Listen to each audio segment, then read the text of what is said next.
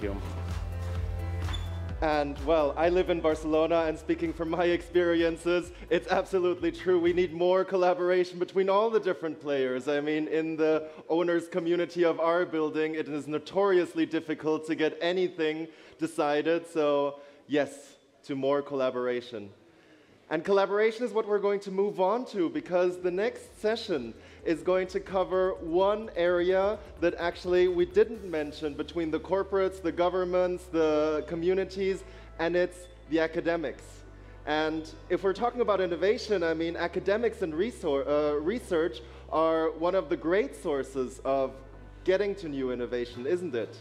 So that's why I am very happy that we have here an expert to shed some light on how academia can be more supportive of the technology transfer into the private markets, and how that can be encouraging more flow into more innovative projects for tomorrow. And I would like to welcome on stage Enrique Chada.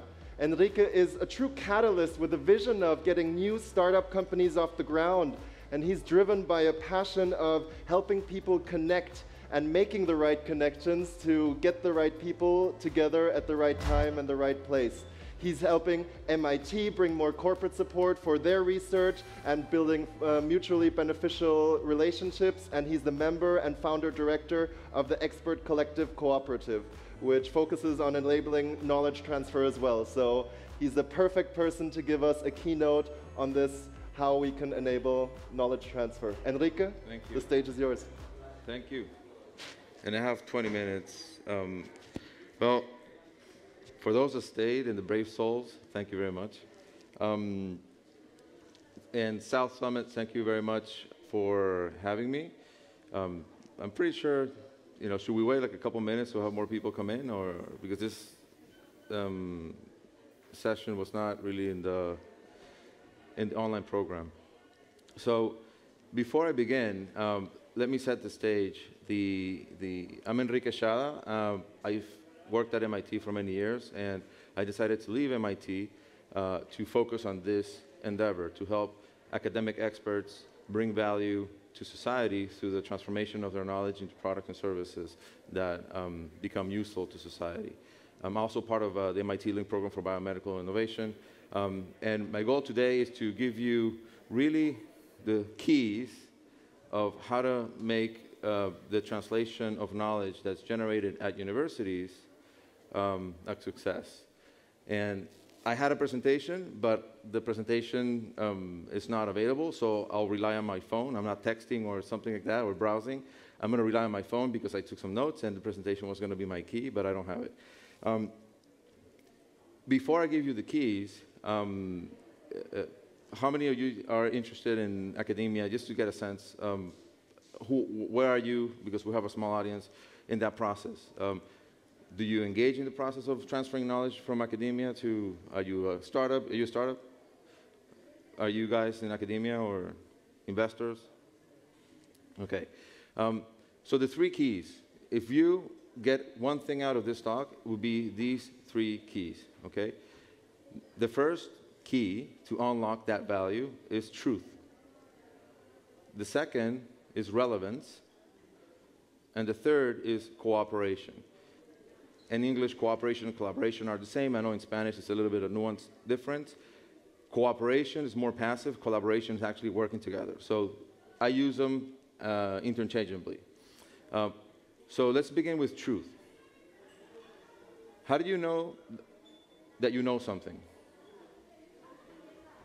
And how do you know that what you know is actually true? So it's not as easy as it seems. And one guy, his name is Galileo Galilei, was convinced that he understood a truth that in his day was not really well accepted, which is that the Earth orbits the sun and not everything orbits around the Earth. And he was convinced about his truth, and the Inquisition sent him to prison and spent his life in house arrest because of his convictions to truth. But before I began really unlocking more of that truth key, let's talk about a little bit about evolution. We, as humans, have evolved our brains for the past 500 million years or something, 200 million years, the modern brain kind of, there's early indication that the modern brain evolved 200 million years ago. But only recently, around 70,000, 100 years ago, 100,000 years ago, something happened. We started to communicate in more abstract terms. We started to connect with each other in ways that enabled us to make more complex moves and understand our surroundings. And there's evidence of this in Blombos Caves in South Africa, where you have very early art forms of humans. At that time, we began to form more complex societies. And this complexity evolved quickly, or continued ongoing, when we started to create, for example, coins. The coinage and the discovery of metallurgy and discovery of farming really enabled a process that I called really, that I see as a blessing and a curse. So we started to really understand our environment, but we also started to exploit people and dominate in a way that we haven't done before. So coins and the invention of coins led to the enabling of sustaining armies, these sustaining armies that are now 24/7 ready at bay to fight were basically mercenaries that allowed domination and conquering Alexander the Great's empire and the Roman Empire and different empires starting to arise. And this domination really set the foundation of our modern society. When you dominate and exploit, you use metallurgy to create new weapons, and all that went into the process of alchemy or observing the natural world and using it to your advantage. And that really started to shape what truth meant. Victors will write history. The people that lost and were traumatized and at the periphery of empires were actually forgotten. So the concept of truth started to emerge from that thinking of, okay, let's understand the world, the natural world, and which led, and fast forward a few hundred years, and I'm not going to give you a lesson of history here on science, but led to actually the first approaches to understanding the natural world through a scientific method, through observation. But something really happened in the 1600s with Lord Bacon, Francis Bacon, that really changed the course of history. And that was that science became irrational. And science became irrational because Bacon really emphasized in identifying the data and collecting the data that disproved thesis about a phenomena. So it was about elimination. It was about having the best theory survive the data. So science became irrational in that it was all about collecting the data and setting the experiments to prove or disprove a given theory. That led to the trend towards Baconian convergence, which means that a lot of data needed to be produced and discussed in scientific forums, absent of opinion. So your opinions didn't really matter. It was the data and the theory, and that others could replicate. So that really set the foundation for the scientific method. And the scientific method enabled a whole new way of thinking that was expressed in hypercomplexity. And you can, fast forward to today, you have machines like the ASML machine, which is a semiconductor equipment maker machine that allows people to make microchips. It's one of the most complex, if not the most complex machine in the planet. So truth really was, the concept of truth based on science and rigor is based on observation, based on this Baconian convergence, but also was very narrow. So people in science really tend to be narrow in understanding the phenomena. And that narrowness yields very positive and fruitful results, like, for example, semiconductor equipment and other types of technologies, but misses the point, and it's not complete. It's not the whole story. That's why you need the other keys, because we have a lot of problems. Obviously, we're facing actually an epidemic of untruth or misinformation, and that comes from somewhere. And that second key, once you have truth settled, that's an important element, the second is relevance. We came from a society of war, of domination, and that dissemination of knowledge has been done through a process of oppression. And this process of oppression is really ingrained in our society today. And this is a process that Paulo Freire an educator in Brazil in the 1960s, really coined well, which is the banking method of learning. The banking method of learning is a method in which the experts that own the knowledge and understand the knowledge treat the students as blank slates or empty vessels that you deposit knowledge into. And what that does is basically ignores what the person brings to the relationship. So it becomes a cascading oppressive system. And when science is applied and the knowledge is disseminated in that way, there are a lot of people that are subject to the side effects of being ignored. And the relevance equation, or the relevance key, sorry, really can be unlocked by bringing a different paradigm, which is what Paulo Freire called a paradigm of liberation. The paradigm of liberation is a paradigm based on dialogue. So it's the dialectical method of learning. You learn by discussing in a dialogue a phenomena together. So the student and the teacher flip roles. The student becomes the teacher becomes the student, in the way that the student brings tacit knowledge to the table, and the teacher brings the empathy and the interest in learning that tacit knowledge, and that connects them at a humanizing level. And that opens up the opportunity to what Paulo Freire called conscientization, or conscious building. Once you achieve conscious building and you actually have the student conscious of their own surroundings and their own reality, that opens up absolutely the door for the next key, which is cooperation and collaboration. So I've talked about the three keys of, two of the three keys of transferring knowledge from academic experts to the market or to industry, to change makers in industry. The first is truth. You need truth, and truth based on some rigor. You also need relevance, and the relevance has to be achieved by a dialogue between the person that has and is developing the knowledge and the person that is actually on the other side, the person that is interested in learning about that particular matter and implement it or apply it in the world. Then that connection is what opens the door to collaboration.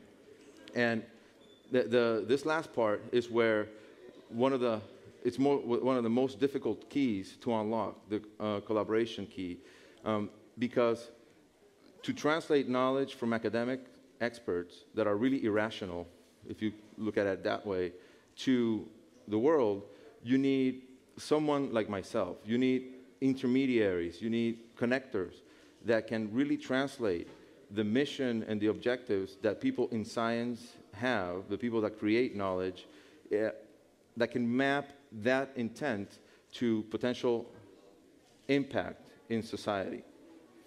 And to do that, there are risks. It's very risky.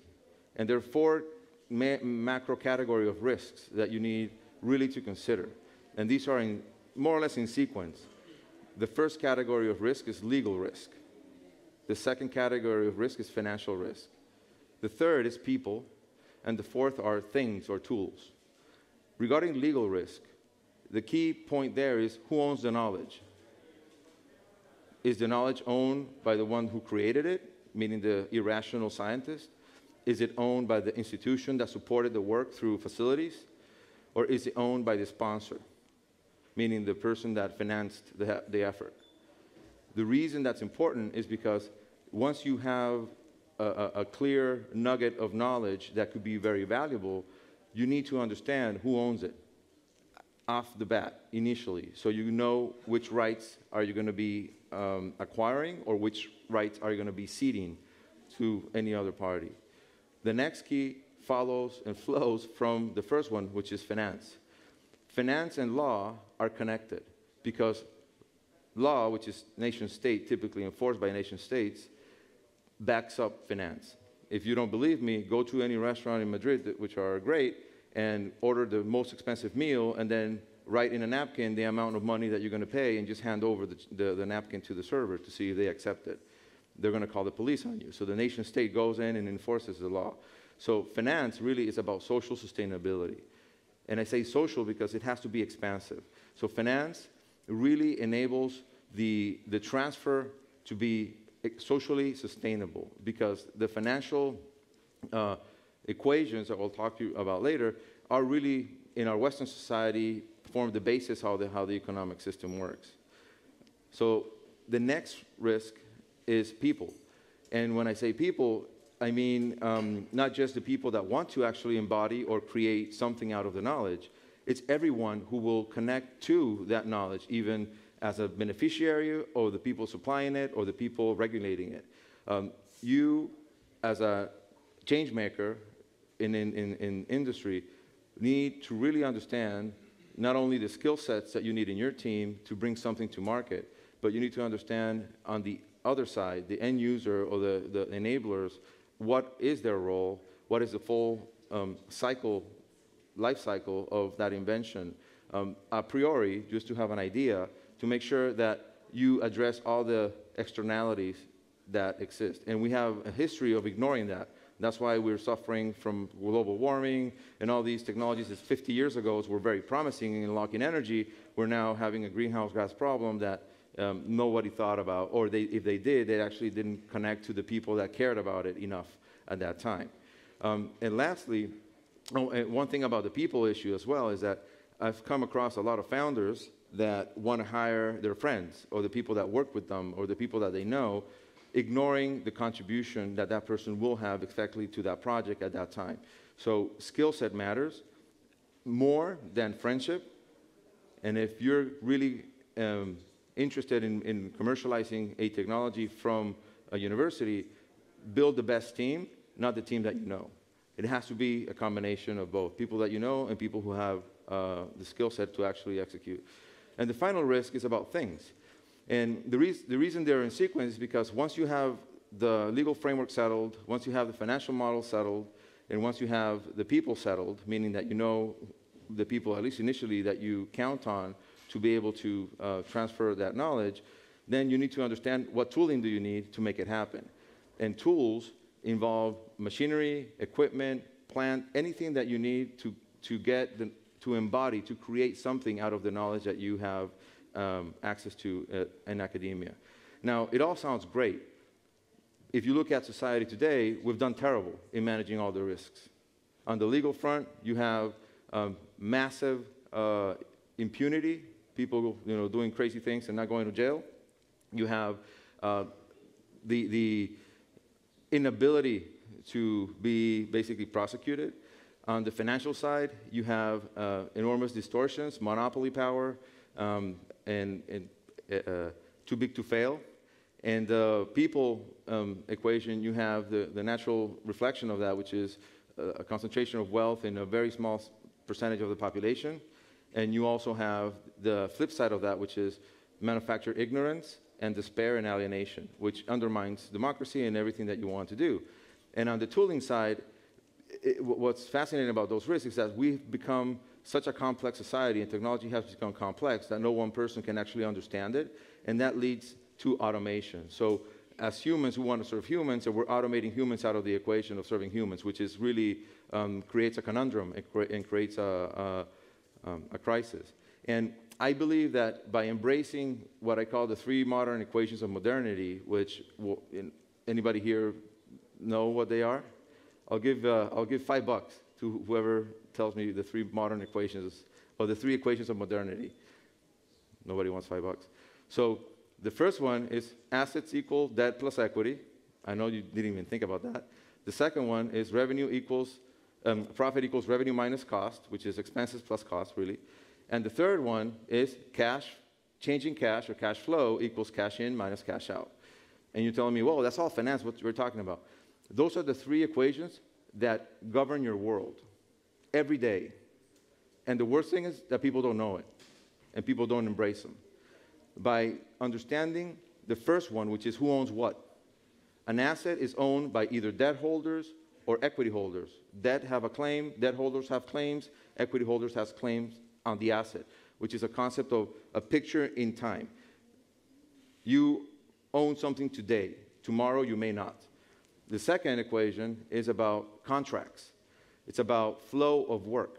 So you contract with a union to work for a year at a rate that has to be beneficial to the union, but also beneficial to the business to have either a zero profit or profit to sustain the financing structure. And then the third equation, it's about actually the medium of exchange, the currency. You need to know that the contracts are being fulfilled, because I can say, I'm going to hire you to do a job, and then I don't pay you. So contractually, I owe you money, but there's no loss, there's no enforcement, or maybe lack enforcement, or I can get away with it with impunity, and then you are stuck with the bill, right?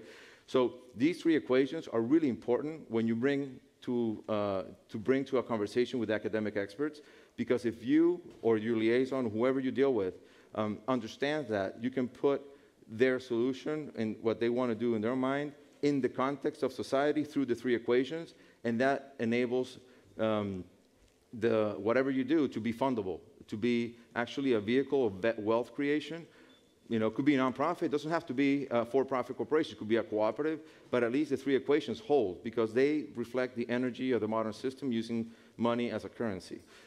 So with that, I talked about the three keys for enabling this transition from academic experts to industry, and I know some people came in late, but I'll give you, if you leave this talk, just think about the three keys in this following order.